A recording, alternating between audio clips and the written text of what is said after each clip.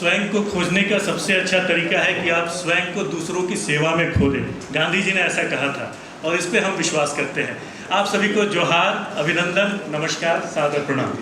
मंचासीन झारखंड के वित्त एवं संसदीय कार्य मंत्री आदरणीय श्री राधाकृष्ण किशोर जी, पूर्व सांसद एवं उद्यमी श्री महेश पोद्दार जी, विख्यात कृषि विशेषज्ञ श्री डॉक्टर शिवेंद्र कुमार जी, सेवानिवृत्त भारतीय वन सेवा अधिकारी श्री धीरेन्द्र कुमार जी और वरिष्ठ समाज सेवी एवं चिंतक श्री अयोध्यानाथ मिश्र जी, सभा में उपस्थित गणमान्य हस्ताक्षर, राज्य के अग्रणी संस्थाओं के आए हुए प्रतिनिधिगण और ISDG रिसर्च फाउंडेशन के परिवार के सदस्यों, आप सभी का स्वागत, अभिनंदन।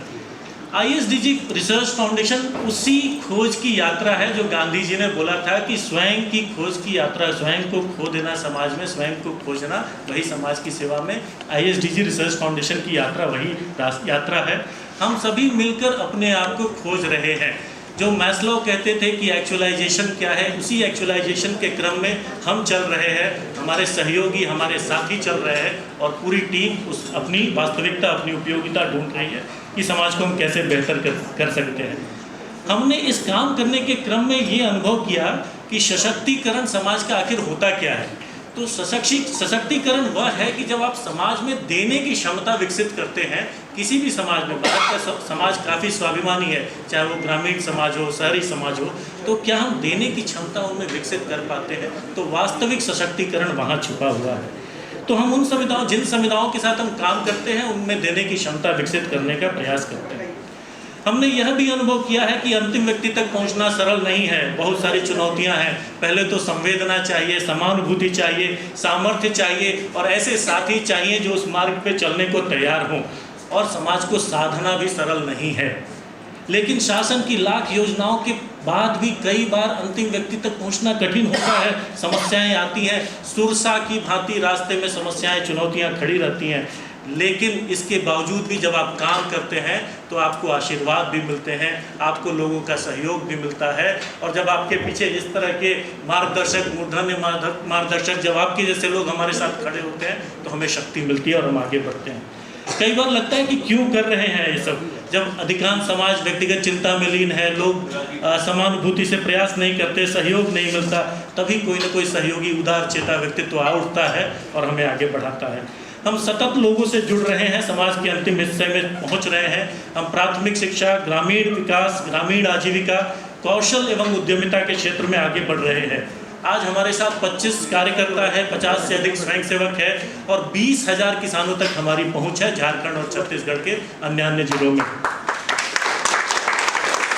इस काम करने की प्रक्रिया में हमने देखा कि झारखंड और छत्तीसगढ़ के जनजाति बहुल गांवों में, ग्रामीण क्षेत्रों में यदि काम करना है, वहां अगर सस्टेनेबिलिटी के साथ काम करना है तो आपको 3 बिंदुओं पर मुख्यतः से काम करना होगा। वह है उत्पादन, उद्यमिता और सहकार। जब तक इन तीनों बिंदुओं की श्रृंखला पूरी नहीं होती, कुछ न कुछ अधूरा रह जाएगा, हम फिर छूट जाएंगे और फिर वापस वहां लौटना पड़ेगा।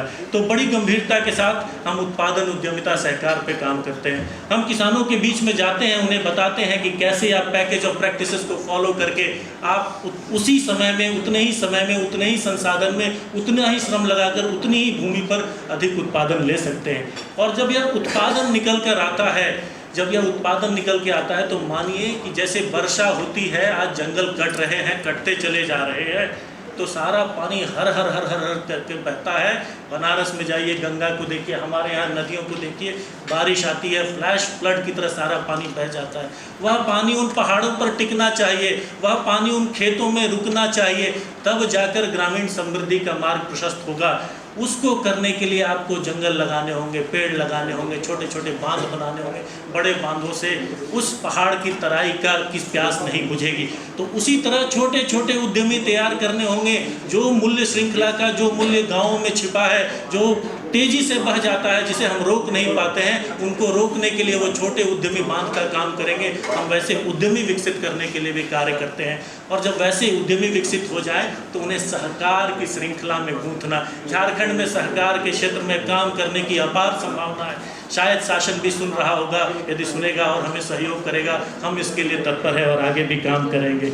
तो इस तरह से यह उत्पादन, उद्यमिता, सहकार की श्रृंखला चलेगी। इसी कड़ी में यह पुस्तक आज हम समर्पित कर रहे हैं। हमने पिछले वर्ष उद्यमिता हैंडबुक का विमोचन किया था। इस साल आदरणीय मंत्री जी के नेतृत्व में हम उत्पादन हैंडबुक का विमोचन कर रहे हैं। इनका आशीर्वाद रहेगा तो अगले वर्ष सहकार हैंडबुक भी लेकर आएंगे। यह पुस्तक असाधारण पुस्तक होने वाली है। यह गांव गिराम के किसानों, उत्पादक समूहों, स्वयं सहायता समूहों, फार्मर प्रोड्यूसर ऑर्गेनाइजेशन को सहयोग करने वाला है। इसमें उतनी ही जानकारी है झारखंड के प्रमुख फसल, खरीफ की फसल, रबी की फसल, जायद की फसल, उतनी ही जानकारी है जितनी किसान को चाहिए, जितनी उसे अपेक्षा है। बहुत वैज्ञानिक जानकारी हमने नहीं एकत्रित की है। यह एक संकलन है, यह संपादन है और हम इसको निःशुल्क समाज को देने वाले हैं। इसका हम फूटी कौड़ी दाम नहीं देंगे। एक कविता में ढूंढ रहा था, थोड़ा कविता लिखता भी हूँ लेकिन छोटी सी है, समय नहीं लूँगा ज़्यादा। तो मैथिली शरण गुप्त ने, उन्होंने कालजयी कवि थे, उन्होंने लिखा है, किसान के ऊपर एक कविता है। हेमंत में बहुधा घनों से पूर्ण रहता व्योम है, पावस निशाओं में सदा तथा हंसता शरद का सोम है। हो जाए अच्छी भी फसल पर लाभ कृषकों को कहाँ, खाते खवाई बीज ऋण से है रंगे रखे जहाँ। आता महाजन के यहाँ वह अन्न सारा अंत में, अधपेट खाकर फिर उन्हें है कांपना हेमंत में। बरसा रहा है रवि अनल भूतल तवासा जल रहा है, चल रहा सनसन पवन तन से पसीना बह रहा। देखो कृषक शोषित सुखाकर हल तथापि चला रहे, किस लोभ से इस आँच में वे निज शरीर जला रहे। घनघोर वर्षा हो रही है, गगन गर्जन कर रहा, घर से निकलने को गरज कर वज्र वर्जन कर रहा। तो भी कृषक मैदान में करते निरंतर काम है, किस लोभ से वे आज भी लेते नहीं विश्राम है। बाहर निकलना मौत है, आधी अंधेरी रात है शीत कैसा पड़ रहा और थर थराता गात है। तो भी कृषक ईंधन जलाकर खेत पर है जागते, वो यह लाभ कैसा है न जिसका मोह भी त्यागते। संप्रति कहाँ क्या हो रहा है कुछ न उनको ज्ञान है, मानो भुवन से भिन्न उनका दूसरा ही लोक है।